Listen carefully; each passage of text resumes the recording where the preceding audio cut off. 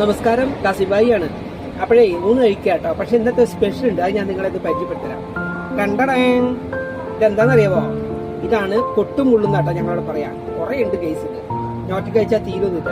പിന്നെന്താ വെച്ച് കഴിഞ്ഞാല്, അതായത് നമ്മുടെ വലിയ മീനൊക്കെ ഇല്ലേ, വലിയ മീനിന്റെ ഒക്കെ തലയും മുള്ളും എല്ലാം കൂടി കൂട്ടി കെട്ടി യോജിപ്പിച്ചുണ്ടാക്കുന്ന ഒരു കറിയാണ്. നല്ല പുളിയും എരിവൊക്കെ ഉള്ള കിട്ടിക്കാച്ച സാധനം കേട്ടോ.